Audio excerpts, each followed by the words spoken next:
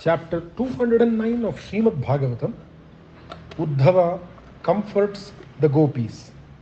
Om Namo Bhagavate Vasudevaya. Early in the morning, one of the gopis saw the chariot at the door of Nanda's house. She was greatly excited and she ran to others and said, "There is a chariot near our Nanda's house and it is very much like the one in which Krishna and Rama went away on that terrible day. Perhaps Akrura has come again. But why? What could have brought him here now?" So speculated the gopis and stood watching the front of the house. They then saw Uddhava. He was a very handsome man, with long arms reaching to his knees, and with his lotus eyes, golden complexion, and golden colored silks, with earrings which were tossing in the breeze, and with a walk like that of a lion, he walked towards them. Since he was distantly related to Krishna, the gopis, who were obsessed with Krishna and thoughts of him, were confused for a moment. They thought that Krishna had come back to them. They rushed towards him and found to their disappointment that it was not Krishna. But composing themselves, they gave way to their curiosity and said, "Who can this be who looks like our Krishna? He dresses like him and his eyes are somewhat like the eyes of our darling. Where has he come from?" They came near him and Uddhava approached them. He told them that he had come from Krishna and that he had a message for them from Krishna. At once they began to talk without letting him proceed. They said, "We can guess everything. You are a companion to Krishna. He has sent you here to give his love to his father and his mother. Or else, why should Krishna think of Vrindavan at all? What is there for him in Vrindavan except his parents? The only lasting love a man has is that for his father and mother. All his other loves are not permanent. His love for another woman is like the love a bee has for the flower whose honey he sucks. It is all a pretense of love which he uses to serve his own ends. Lovers abandon the women they have loved like a Vaishya does a man who has no wealth. Like subjects abandon the king who is impure. Like students give up their teachers after they have learnt everything from them. Like Ritviks abandon the Yajamana who does not give them dakshina. Like birds desert a tree which is stripped of its fruits. Like guests take leave of the house where they have had their food. Like a deer runs away from the forest which is burnt in a fire. Krishna has sent a message to his father and to his mother to tell them that he is happy in the big palace of the kings." They began their talk addressing Uddhava, but after a while they forgot his presence. They were lost in memories of Krishna and the 15 odd years he had spent with them. One of the gopis was so full of Krishna and his love for her that she began to talk to a bee which was there. She began to address it as if it were a messenger from Krishna. She said, "You are a worthy person to be the messenger of the faithless Krishna. You are also skilled in drinking honey from flowers and then abandoning them. I know you were till a moment ago sucking the honey from the flowers which the women were wearing. The women who are now dear to Krishna, the women of the city, do not dare to touch my feet and pacify me with your hypocrisy. You have come from that man who can well be happy there. He does not need us and our love anymore. You are as dark and as fickle as your master. He did the same thing to us. He took the honey from us, and after leading us to heaven for a moment, he dropped us ruthlessly and went away. He is such an ungrateful person. How is it possible for Lakshmi to worship him so constantly? Poor women. She must have been misled like us with the stories about him, that he is a man of excellent character, that he is godlike in his qualities.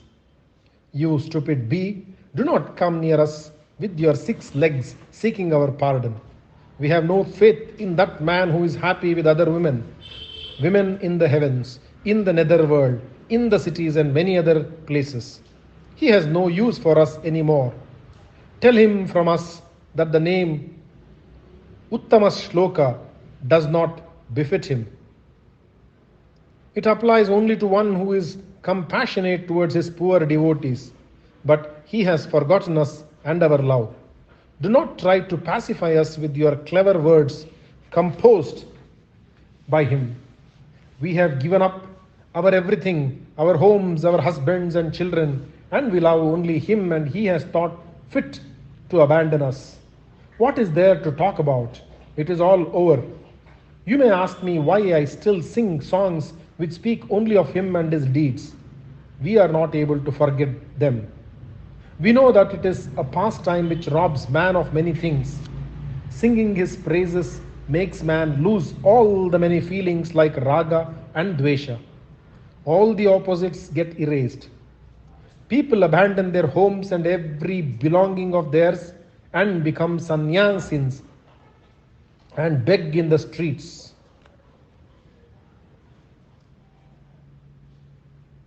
Sarva Sangha Parityaga is the name given to this lunacy. We know it, and yet we are not able to abandon this madness. They turned to Uddhava and spoke to him. Let us talk of something else and not about Krishna and the happy days we spent with him. He has a woman always in his chest and he does not need us now. How is he?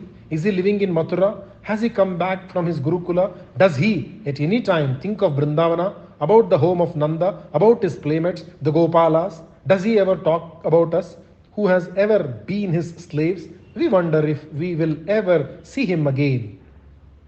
Another Gopi said, how is our Krishna? Have you been sent by Krishna? We honor you. Will you take pity on us and our sad condition and take us to Krishna? But then he is now in the city, and the women of the city would have won him over with their civilized ways and wiles. What use has he now for Gramya women like us who know not the art of pleasing him? Tell us truly if he is thinking of us at all. Uddhava saw the weeping women and the love they had for Krishna, and he was overcome with amazement. He spoke to them words of comfort. He said, indeed, I am amazed at the devotion you have for Krishna. It is not given to everyone to have this bhakti for him. People who have performed good actions for several births and those who have performed tapas for thousands of years are the ones who are privileged to have this bhakti for him. But you have the same bhakti and it comes effortlessly to you. When I see your devotion, I feel that I have been purified as though I have bathed in holy waters. Krishna has not forgotten you. He thinks of you all the time, and he has asked me to give you this message. My dear gopis, I know how hard it is for you to live without me. But believe me, this your parting from me is only a parting of the bodies. My soul and yours are always one. Let me try and tell you some facts about me. I am the Antaratma of everyone and everything, and you will never be separated from me. The movable and the immovable objects of the world are made up of the 5 elements: ether, air, fire, water, and the earth. Even so, the mind, the 5 pranas, the bhutas, the indriyas, and the causes of all these are all finding refuge in me and me only. I pervade the entire universe. Because of the power of my Maya, I manifest myself in different forms, and they are all only different aspects of me. I am the creator, the sustainer, and the destroyer of the universe. The eternal soul is pure knowledge, pure truth, and it is something apart from the things of the world as well as the elements or the indriyas. But because of Maya, it is deluded into thinking that it is involved in the combination of the gunas. The soul which is permanent behind the different avasthas of man, the Jagrat, Swapna and Shushupti avasthas, is none other than me. And so, if a man wants to attain moksha, he should try and realize this world to be an illusion, like a waking man realizes that the dream world is an illusion. He should learn to control the mind, the indriyas. He should know the yoga by name Ashtanga Yoga, the Vedas, the difference between Atman and the world of Maya, Sannyasa. The rishis have tried to attain this state of oneness with me by their different ways of worship like Ashtanga Yoga, Tapas, extreme physical suffering, with a view to concentrate on me. But all these attempts of the rishis have been surpassed by you and your love for me. I assure you that your love for me has exceeded all the tapas that I have seen performed. You will soon reach me. Like the many rivers flow with but one thought, the desire to join their Lord, the sea, even so your thoughts have been flowing towards me night and day, and the reward for your love will soon be granted to you. This separation from me is good for you. It will make your love for me far more intense. Your thoughts of me will become more constant and steady. The love for a distant object is always greater than that one has for an object, a beloved object which is within your reach. Please do not, even for a moment, think that I have abandoned you or that I have forgotten you. I can never be. I will never forget you, and my love for you is the same as it was before when I was with you in Vrindavan. Be comforted by my words and remember you will reach me very soon. With great difficulty, the gopis comforted themselves by the words of Krishna as conveyed by Uddhava. They could not follow half the words which Uddhava spoke, but they understood one thing. Their Krishna had not forgotten them, and he had sent a messenger just for the sake of bringing them the comforting news that he loved them and that he will always love them. Uddhava spent some time in Vrindavan, and all the time he heard about all the many deeds of Krishna. He had nothing but respect, admiration and affection for the gopis who had assured for themselves a place by the side of the Lord in the next world.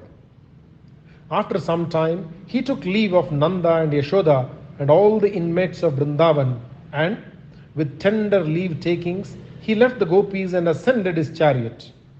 They sent messages to Krishna, and their eyes were pools of tears. Uddhava went back to Mathura and reached the presence of Krishna.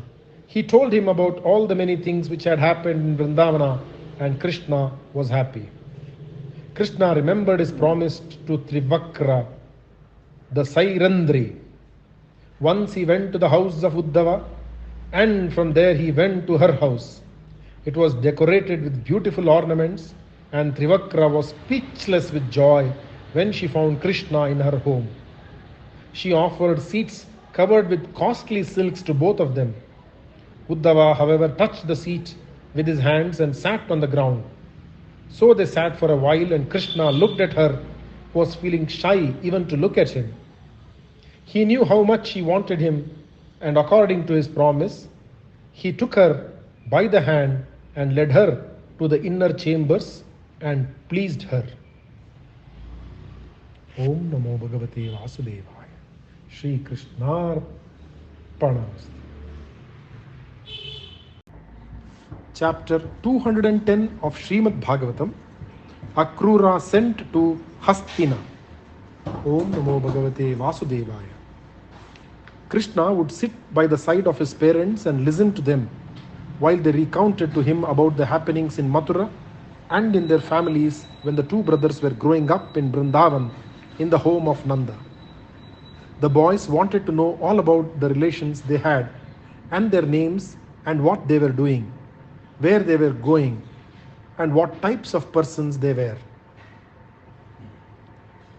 My sons, said Vasudeva, you must meet all your relations and your uncles and aunts, who are many in number. He told them about his sisters. One of them had been given away by their father Shura to his friend Kunti Boja, who had no children. This girl was named Pritha, and she became Kunti after her adoption. Kunti was very beautiful and extremely sweet-natured. In course of time, she was given in marriage to Pandu, the prince of the Kuru house.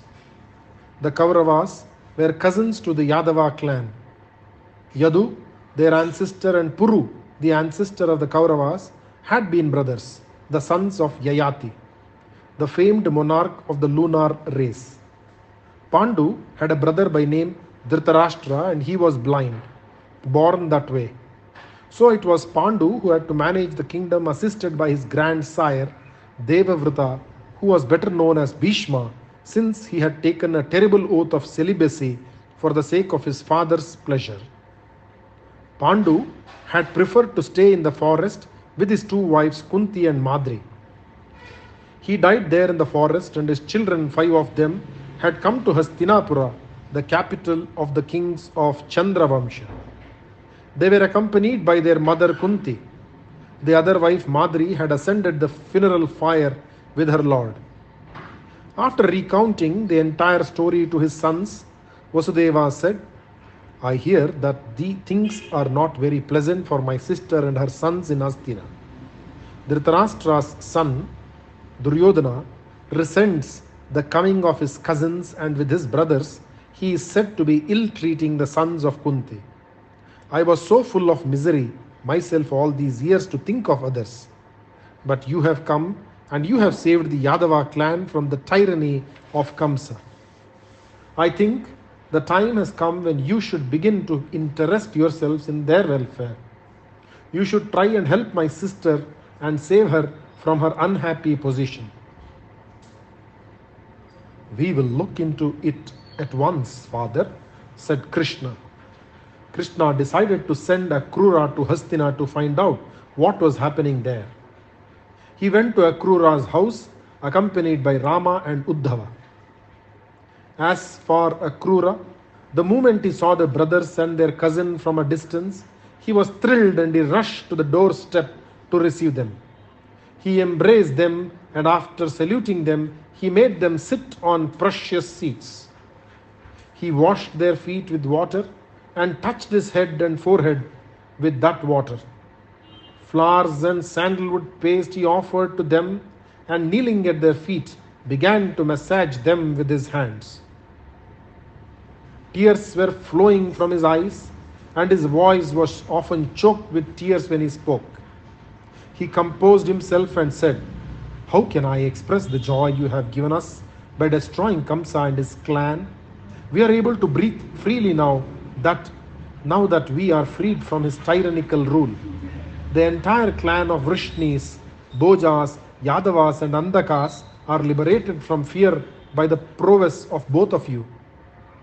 The city of Mathura has become beautiful again. I, for one, know your real nature. You are the cause of the entire universe, and so you comprise the universe.